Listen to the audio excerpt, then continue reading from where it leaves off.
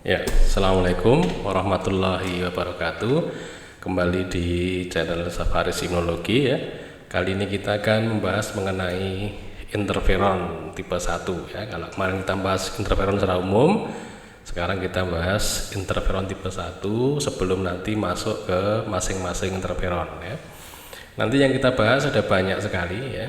Di situ ada mulai dari struktur interferon ya, struktur reseptornya, nanti bagi jenis-jenis interferon tipe 1, siapa yang menghasilkan interferon tipe 1, bagaimana induksinya, efek pleiotropic dari interferon tipe 1, nanti efek autokrin versus parakrin dari interferon tipe 1, bagaimana mekanisme aksinya, kemudian juga kerjasama antara interferon dengan respon imun yang lain ya. Nah, untuk yang kali ini yang kita bahas nanti mulai dari struktur sampai tentang induksi dari sintesis interferon ya. Kenapa? Karena untuk memudahkan kita mempelajarinya, kita sampaikan pelan-pelan ya, agar nanti tidak terlalu banyak yang tersampaikan ya. Nah, kita mulai saja. Ini struktur interferon, ini just nice to know saja ya. Jadi tidak perlu didetailkan ya di sini bahwa semua interferon itu mempunyai struktur alpha helix seperti ini ya. Nah, ada 6 strukturnya ya, dikasih huruf A sampai huruf F ya. Ini untuk interferon tipe 1 mirip dengan interferon tipe 3 ya. Yang agak berbeda itu adalah yang tipe 2. Yang jelas alpha helix dari interferon tipe 1 itu panjang, lurus dan paralel satu dengan yang lainnya ya. Ini strukturnya kira-kira seperti ini ya, ini skematis ya. Kemudian kita lanjutkan. Nah, ini struktur reseptor interferon, ini juga skematisnya kira-kira seperti ini.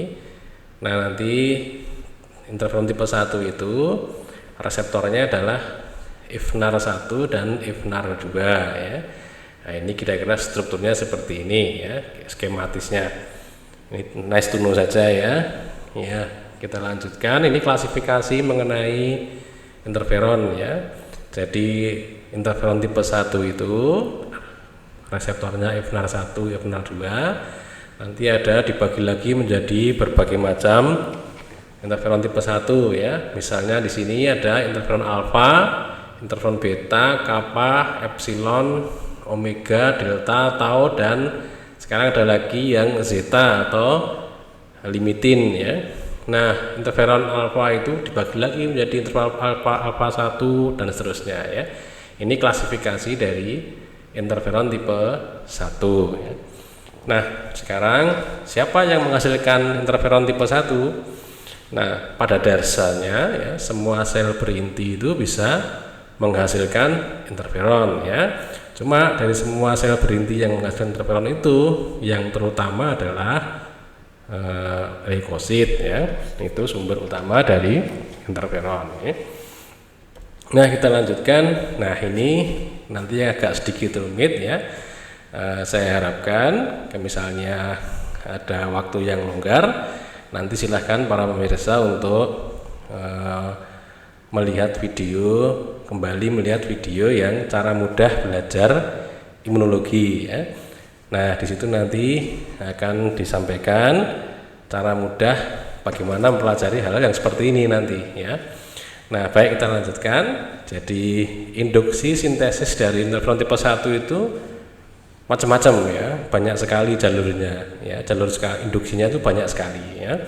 Nah, karena saking banyaknya ya, untuk memudahkan kita, maka induksi sintesis dari interferon itu dibagi menjadi 2 ya. Yang pertama adalah induksi sintesis interferon tipe 1 yang tergantung TLR atau tergantung toll-like reseptor, dan yang kedua yang tidak tergantung dengan toll-like reseptor. Jadi istilahnya itu yang TLR dependent dan yang toll free ya, atau TLR independent ya. Nah, kita mulai saja untuk menyingkat waktu ya. Nanti ini adalah produksi interferon tipe 1 akibat perangsangan atau stimulasi dari toll-like reseptor. Ini masuk kategori yang pertama tadi ya, toll-like reseptor dependent ya. Nah, ini ceritanya ya agak sedikit rumit ya. Nah, intinya garis besarnya itu bahwa toll-like reseptor itu kan bisa mengenali patogen ya. Nah, patogen yang dikenali oleh toll-like reseptor itu nanti bisa memicu serangkaian sinyal dalam sel, baik yang tergantung TRIF ya, berarti bukan MYD88 ya. Nah, jadi sinyalnya itu ada dua ya, yang tergantung MYD88 dan yang tidak tergantung MYD88. Nah, kalau yang tergantung MYD88 ya berarti dia harus ada MYD88 atau myeloid differentiation factor 88. Yang tidak tergantung MYD8 biasanya dia tergantung oleh TRIF ya.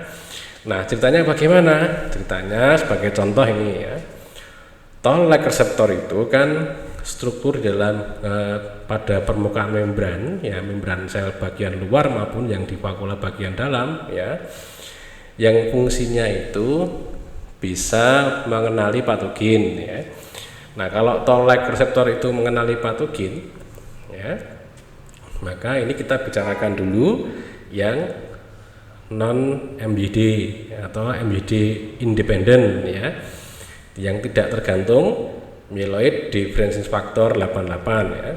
Nah, bagaimana prosesnya? Contohnya ini ya, jadi ketika toll-like reseptor itu mengenali patogen ya, maka terjadi perubahan konformasional dalam sitoplasmic domain atau bagian yang di sitoplasma ya. Karena di situ ada perubahan strukturnya ya, bukan perubahan bentuk tapi perubahan konformasional saja, bukan perubahan yang ekstrim ya. Nah, karena perubahan itu dia akan dilekati oleh TRAM atau TRIF related adapter molekul ya. Nanti jangan heran ada yang bilang adapter, ada yang bilang adaptor ya, sama saja ya. Nah, kemudian ketika dia sudah ditempeli TRAM, maka TRAM-nya akan ditempeli oleh TRIF atau Third Domain Containing Adapter Inducing Interferon Beta, singkatannya TRIF ya. Kemudian TRIF ini akan mengaktifkan TRAF3 ya. TRAF itu TNF receptor associated factor ya. Nah, TRAF3 ini nanti dia akan mengikat NAP1. NAP1 itu singkatan dari NAC activating protein ya. Sedangkan TANG itu adalah TRAF associated NFKB aktivator ya. Nah, ini ada juga TFK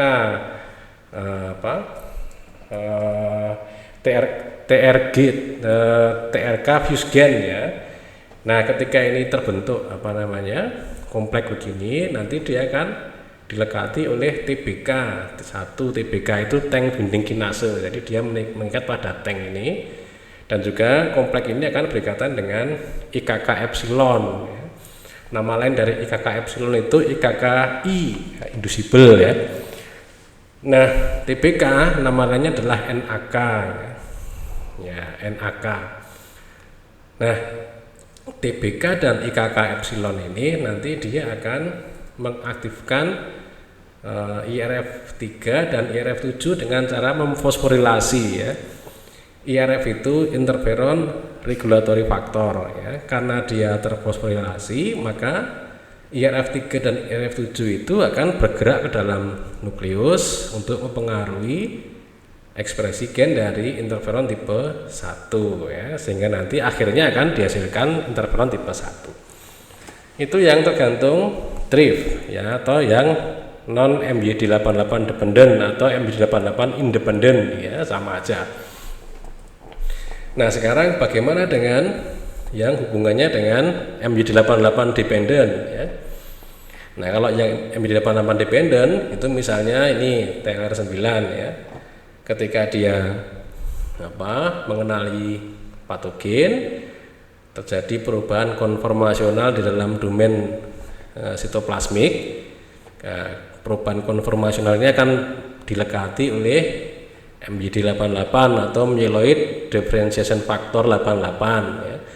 Nah, MYD88 kalau dia sudah aktif, maka kalau sudah nempel ke TLR9 ini di bagian sitoplasmik domainnya, maka MYD88 akan dilekati oleh IRAK4 atau interleukin 1 reseptor associated kinase 4 ya. Kemudian IRAK4 kemudian dilekati oleh IRAK1. Nah, IRAK4 dan IRAK1 mengalami fosforilasi ya, autofosforilasi. Ketika dia terfosforilasi, maka dia akan lepas dari dari ini bagian intrasitoplasmik domain dari TLR, lepas ke sitoplasma. Di sitoplasma dia bisa berikatan dengan TRAF6 atau TRAF6 ya. Singkatannya sama dengan TRAF3 tadi ya, cuma ini TRAF6 ya. Nah, TRAF ini nanti akan bikin jalur ke arah pengaktifan ekspresi gen NFK sitokin inflamatori. Nah, yang kita bicarakan itu ada di sini ya. Ternyata IRAK1 itu tidak hanya bisa menempel pada TRAF6 ya, tetapi IRAK1 dia bisa menempel langsung ke IRF7, kemudian untuk mengaktifkan dari IRF7 dengan cara memfosforilasi IRF7. Nah, IRF7-nya nanti masuk ke dalam inti sel untuk memicu ekspresi gen dari interferon tipe 1. Nah, itu kira-kira proses produksi interferon tipe 1 oleh patogen melalui aktivitas dari toll-like reseptor. Nah, sekarang kita bicarakan yang proses produksi interferon tipe 1 yang tidak tergantung dengan toll-like reseptor atau istilah kerennya toll free ya. Kita mulai dengan pembicaraan RLR dan hubungannya dengan produksi interferon tipe 1 ya. RLR itu singkatan dari RIG-like reseptor ya. Nah, kita lihat di sini ya, materi genetik dari virus yang berada di dalam sitoplasma itu bisa dikenali oleh RLR ya. Nah, RLR kalau sudah mengenali materi genetik ya, maka dia akan mengaktifkan MAVS atau mitokondrial antivirus signal protein ya.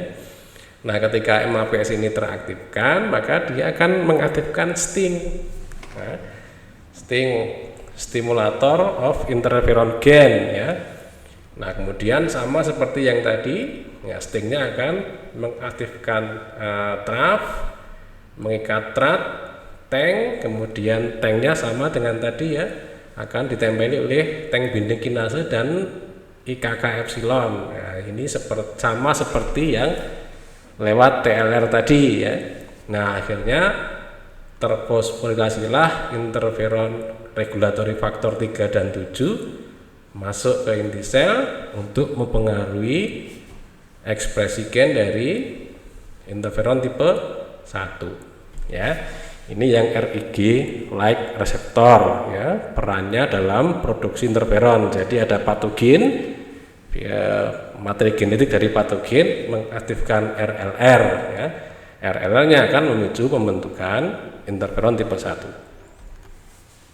Nah, sekarang kita masuk ke bukan RLR tapi ini masuk yang toll free yang kedua, yaitu SIGA-STING ya. Dan hubungannya dengan produksi interferon tipe 1. SIGAS itu CGAMP sintase ya, sedangkan STING tadi sudah ya, stimulator of interferon gen ya. Ini bagaimana sih ceritanya? Ya, jadi materi genetik dari patogen itu bisa dikenali oleh SIGAS CGAMP sintase ya. Kalau dia sudah dikenali, nanti dia akan terbentuk CGAMP atau 23GMP AMP ya.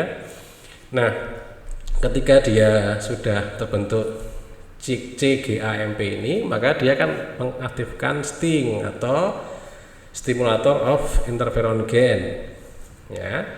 Kalau dia sudah aktif stingnya akan mengaktifkan tank binding kinase, ya. Tank binding kinase sama seperti tadi memfosforilasi IRF3, ya, sehingga terpicu ekspresi gen interferon tipe 1. Nah, ini yang ketiga dari toll free, ya.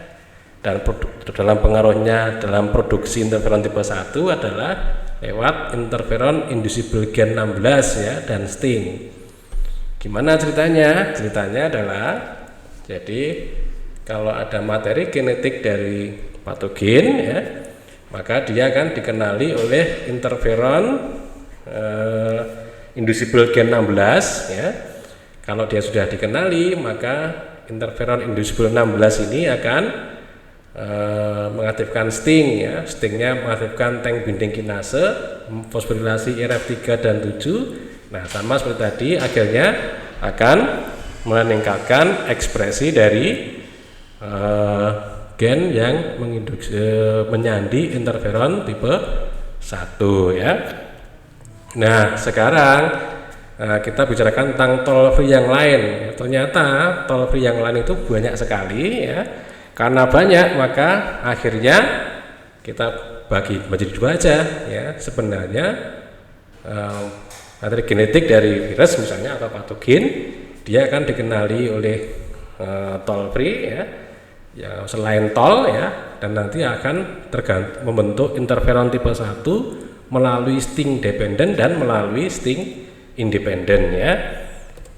Ya, saya kira itu dulu. Nanti kalau misalnya kesulitan bisa diulang-ulang, ya. Nah, kalau ada pertanyaan silahkan tulis di kolom komentar. Sekian dulu, terima kasih. Assalamualaikum warahmatullahi wabarakatuh.